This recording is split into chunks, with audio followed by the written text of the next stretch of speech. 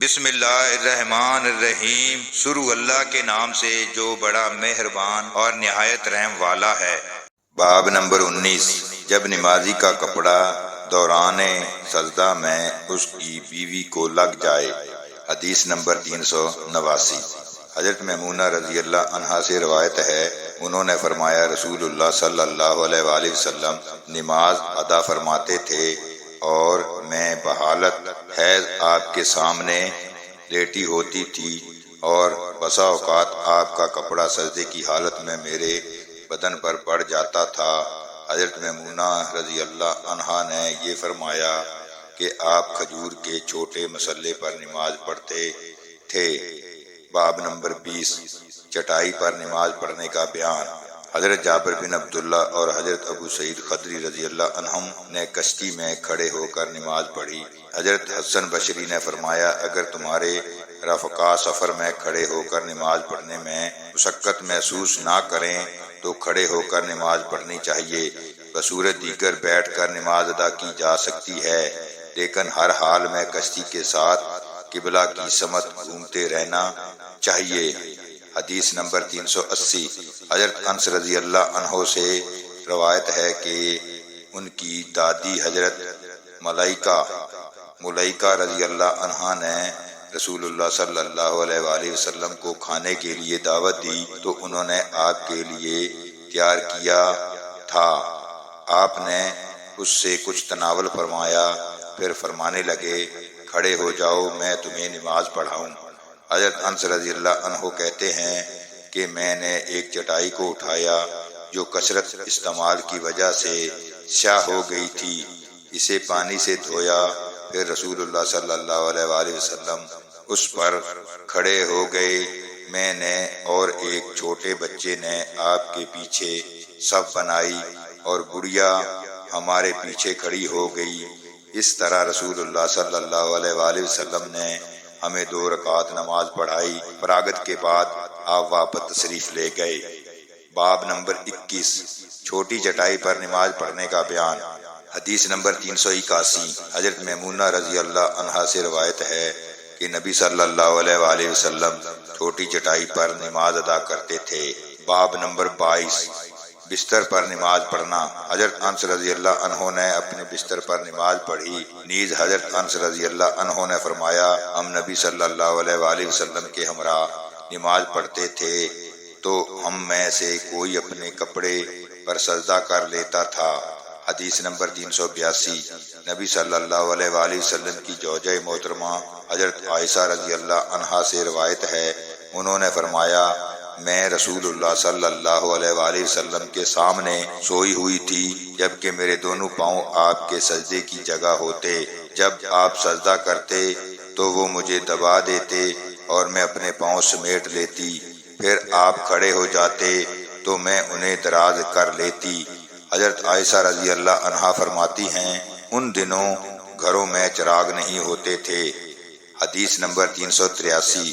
حضرت عائشہ رضی اللہ عنہا ہی سے روایت ہے، انہوں نے بتایا کہ رسول اللہ صلی اللہ علیہ وآلہ وسلم اپنے اہل کے بستر پر نماز پڑھتے جبکہ وہ خود آپ کے اور قبیلے کے درمیان جنازے کی طرح لیٹی ہوتی تھی۔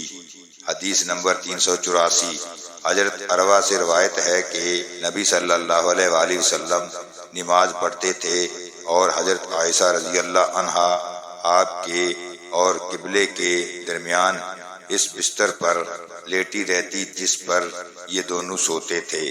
باب نمبر 23، سخت گرمی کے سبب کپڑے پر سجدہ کرنا۔ حضرت حسن بصری رحمۃ اللہ فرماتے ہیں صحابہ کرام پگڑی اور ٹوپی پر سجدہ کیا کرتے تھے، نیز ان کے ہاتھ ان کے آستین میں ہوتے تھے۔ حدیث نمبر 385۔ حضرت انس رضی اللہ عنہ سے روایت ہے، انہوں نے فرمایا ہم نبی صلی اللہ علیہ وآلہ وسلم کے ہمراہ نماز پڑھا کرتے تھے تو ہم میں سے کوئی سخت گرمی کی وجہ سے سجدے کی جگہ پر اپنے کپڑے کا کنارہ بچھا لیتا تھا۔ باب نمبر 24، جوتوں سمیت نماز پڑھنا۔ حدیث نمبر 386۔ حضرت انس رضی اللہ عنہ سے روایت ہے، ان سے دریافت کیا گیا کیا نبی صلی اللہ علیہ وآلہ وسلم جوتوں سمیت نماز پڑھ لیتے تھے؟ انہوں نے جواب دیا ہاں پڑھ لیتے تھے۔ باب نمبر 25 موزے پہن کر نماز پڑھنا۔ حدیث نمبر 387 حمام بن حارث سے روایت ہے، وہ فرماتے ہیں میں نے ایک دفعہ حضرت زریر بن عبداللہ رضی اللہ عنہ کو دیکھا، انہوں نے پیشاب کیا، پھر وضو فرمایا تو اپنے موزوں پر مسح کیا، پھر وہ کھڑے ہوئے اور موزوں سمیت نماز ادا کی۔ ان سے اس کی بابت پوچھا گیا تو انہوں نے فرمایا میں نے نبی صلی اللہ علیہ وآلہ وسلم کو ایسا کرتے دیکھا ہے۔ ابراہیم نخعی کہتے ہیں کہ اہل علم حضرات کو یہ حدیث بہت پسند تھی، کیونکہ حضرت زریر بن عبداللہ رضی اللہ عنہ آخر میں سلام لائے تھے۔ حدیث نمبر 388 حضرت مغیرہ بن شعبہ رضی اللہ عنہ سے روایت ہے، انہوں نے فرمایا میں نے نبی صلی اللہ علیہ وآلہ وسلم کو وضو کرایا تو آپ نے موضوع پر مسح کیا اور نماز پڑھی۔ باب نمبر 26 نمازی سجدے کو پورے طور پر ادا نہ کرے۔ حدیث نمبر 399 حضرت حذیفہ رضی اللہ عنہ سے روایت ہے، انہوں نے ایک شخص کو دیکھا جو اپنی نماز میں رکوع اور سجدے کو مکمل طور پر ادا نہیں کر رہا تھا۔ جب یہ شخص نماز سے فارغ ہوا تو حضرت حذیفہ رضی اللہ عنہ نے اس سے فرمایا تمہاری نماز نہیں ہوئی۔ راوی ابو وائل کہتے ہیں میں خیال کرتا ہوں کہ حضرت حذیفہ رضی اللہ عنہ نے اس سے یہ بھی فرمایا اگر تمہیں اس حالت میں موت آ گئی تو محمد صلی اللہ علیہ وآلہ وسلم کے طریقے پر نہیں مرو گے۔ باب نمبر 27 نمازی دوران سجدہ میں بازوؤں کو کشادہ کرے اور انہیں اپنے پہلوؤں سے الگ کرے۔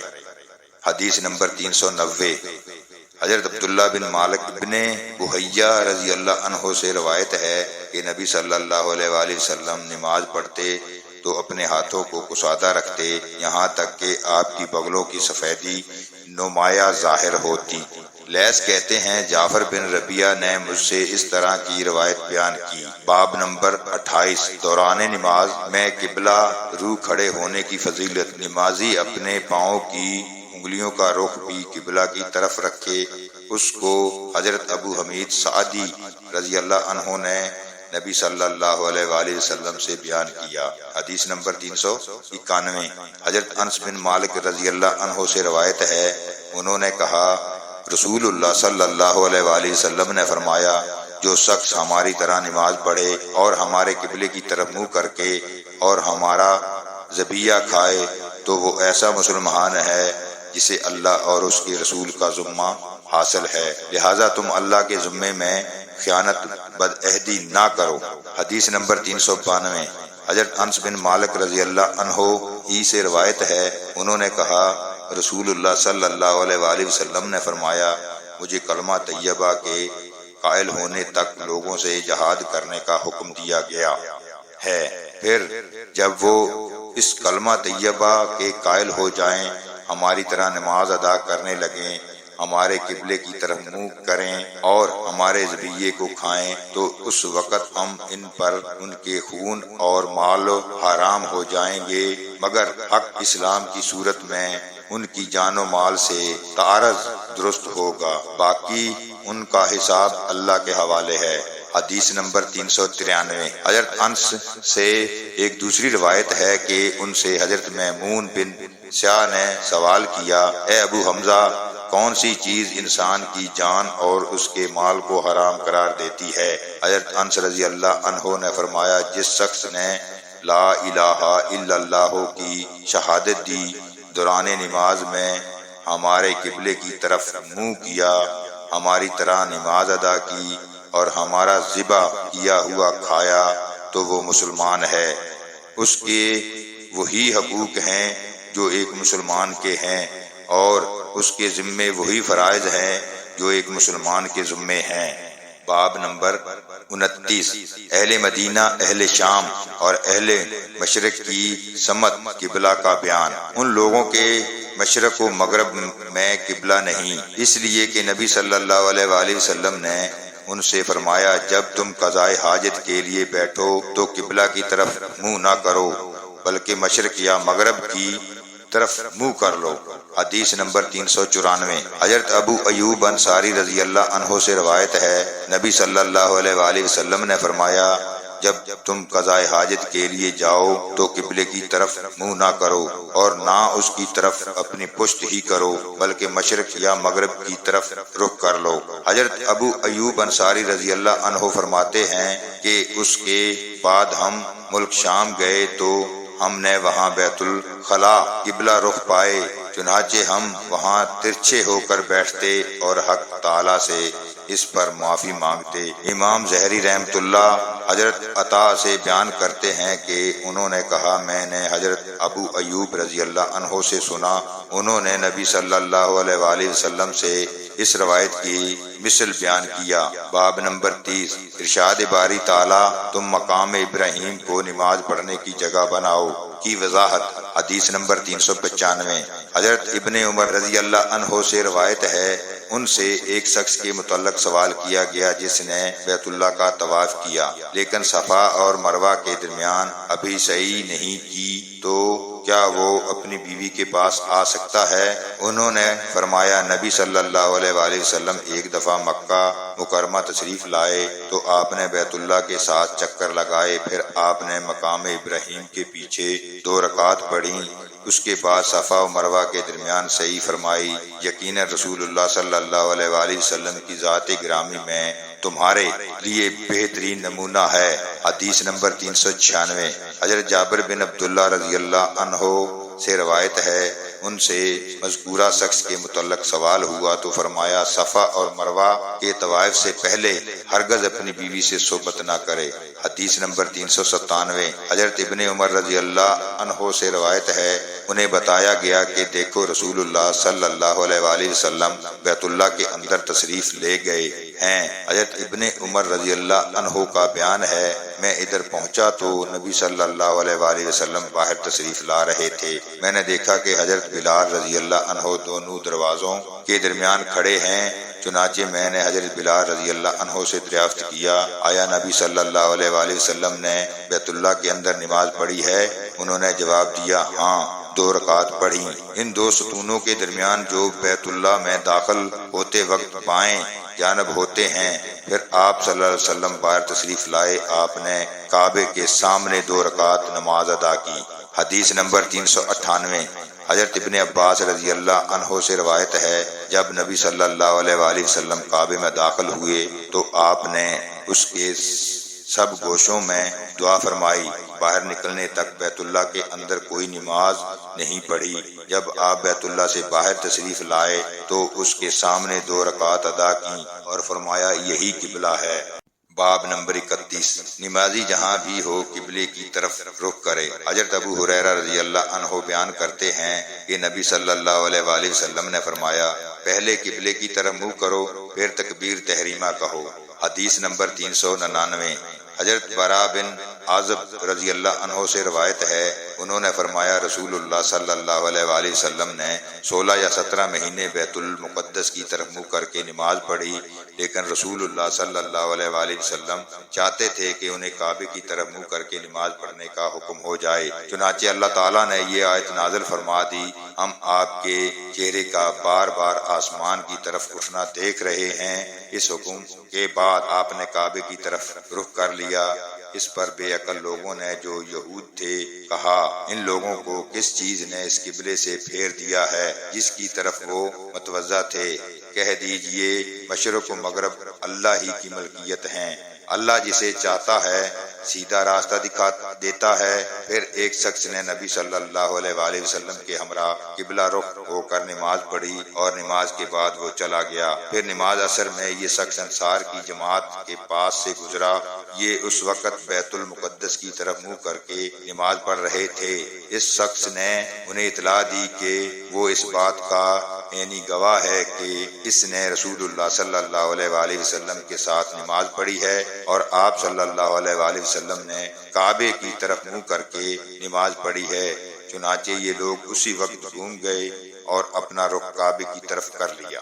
حدیث نمبر 400 حضرت جابر بن عبداللہ رضی اللہ عنہ سے روایت ہے، انہوں نے فرمایا رسول اللہ صلی اللہ علیہ وآلہ وسلم اپنی سواری پر نماز پڑھ لیتے تھے، وہ جس طرف بھی لے جا رہی ہوتی، لیکن جب آپ فرض نماز پڑھنے کا ارادہ فرماتے تو سواری سے اترتے اور قبلہ رو ہو کر نماز پڑھتے تھے۔ حدیث نمبر 401 حضرت عبداللہ بن مسعود رضی اللہ عنہ سے روایت ہے، انہوں نے کہا نبی صلی اللہ علیہ وآلہ وسلم نے نماز پڑھائی۔ راوی حدیث ابراہیم نخعی کہتے ہیں، مجھے یاد نہیں کہ آپ نے نماز میں اضافہ کر دیا تھا یا کچھ کمی کر دی تھی۔ جب آپ نے سلام پھیرا تو عرض کیا گیا اللہ کے رسول، کیا نماز کے بارے میں کوئی نیا حکم آ گیا ہے؟ آپ نے فرمایا بتاؤ اصل بات کیا ہے؟ لوگوں نے عرض کیا آپ نے اس قدر نماز پڑھی ہے۔ یہ سن کر آپ نے اپنے دونوں پاؤں موڑے اور قبلہ رو ہو کر 2 سجدے کیے، پھر سلام پھیرا اور ہم سے مخاطب ہو کر فرمایا اگر نماز کے متعلق کوئی نیا حکم آتا تو میں تمہیں ضرور مطلع کرتا، لیکن میں بھی تمہاری طرح ایک انسان ہوں، جس طرح تم بھول جاتے ہو میں بھی بھول کا شکار ہو جاتا ہوں، اس لیے جب میں بھول جاؤں تو مجھے یاد دلا دیا کرو، اور جب تم میں سے کوئی اپنی نماز میں شک کرے تو اسے چاہیے کہ صحیح حالت معلوم کرنے کی کوشش کرے، پھر اسی پر اپنی نماز پوری کر کے سلام پھیر دے، اس کے بعد 2 سجدے کرے۔ باب نمبر 32 قبلے کے متعلق کیا منقول ہے؟ نیز جس شخص نے سہواً غیر قبلے کی طرف نماز پڑھ لی اور اس پر آدھا ضروری نہیں۔ نبی صلی اللہ علیہ وآلہ وسلم نے ایک دفعہ نماز ظہر میں 2 رکعت پر سلام پھیر دیا اور لوگوں کی طرف اپنا چہرہ کر لیا، پھر یاد دلانے پر باقی نماز کو پورا کیا۔ حدیث نمبر 402 حضرت انس رضی اللہ عنہ سے روایت ہے، انہوں نے کہا حضرت عمر رضی اللہ عنہ نے فرمایا مجھے اپنے پروردگار سے 3 باتوں میں موافقت کا شرف حاصل ہوا ہے۔ ایک مرتبہ میں نے کہا اللہ کے رسول کاش مقام ابراہیم ہمارے جائے نماز ہوتا، تو یہ آیت نازل ہوئی مقام ابراہیم کو جائے نماز بنا لو۔ آیت حجاب بھی اسی طرح نازل ہوئی کہ میں نے عرض کیا اللہ کے رسول کاش آپ اپنی بیویوں کو پردے کا حکم دے دیں، کیونکہ ہر نیک و بد ان سے گفتگو کرتا ہے، تو آیت حجاب نازل ہوئی۔ ایک دفعہ ایسا ہوا کہ نبی صلی اللہ علیہ وآلہ وسلم کی ازواج محترات نے باہمی رشک و رقابت کی وجہ سے آپ کے خلاف اتفاق کر لیا، تو میں نے ان سے کہا بعید نہیں اگر رسول اللہ صلی اللہ علیہ وآلہ وسلم تمہیں طلاق دے دیں تو ان کا پروردگار انہیں تمہارے بدلے میں تم سے بہتر بیویاں عطا فرما دے۔ پھر یہی آیت سورہ تحریم 5 نازل ہوئی۔ راوی حدیث ابن ابی مریم نے کہا ہمیں یحییٰ بن ایوب نے خبر دی، ان سے حمید طویل نے بیان کیا کہ میں نے حضرت انس رضی اللہ عنہ سے یہ حدیث سنی ہے۔ حدیث نمبر 403 حضرت ابن عمر رضی اللہ عنہ سے روایت ہے کہ لوگ مسجد قباء میں صبح کی نماز پڑھ رہے تھے کہ اچانک ایک آنے والا آیا اور اس نے اطلاع دی کہ آج رات رسول اللہ صلی اللہ علیہ وآلہ وسلم پر قرآن نازل ہوا ہے اور اس میں آپ کو استقبال کعبہ کا حکم دے دیا گیا ہے، لہذا تم بھی کعبے کی طرف اپنا رخ کر لو۔ چنانچہ وہ سنتے ہی کعبے کی طرف گئے، جبکہ اس وقت ان کا رخ شام کی طرف تھا۔ حدیث نمبر 404 حضرت عبداللہ بن مسعود رضی اللہ عنہ سے روایت ہے، انہوں نے فرمایا نبی صلی اللہ علیہ وآلہ وسلم نے سہوا ظہر کی 5 رکعات پڑھا دیں۔ صحابہ کرام رضی اللہ عنہم نے عرض کیا آیا نماز میں اضافہ کر دیا گیا ہے؟ آپ نے فرمایا کیوں، اصل بات کیا ہے؟ انہوں نے عرض کیا آپ نے 5 رکعات پڑھا دی ہیں۔ یہ سنتے ہی آپ نے اپنے دونوں پاؤں موڑے اور 2 سجدے کیے۔ اللہ تعالی ہم سب کو دین کو صحیح معنوں میں سمجھنے کی توفیق عطا فرمائے، آمین ثم آمین۔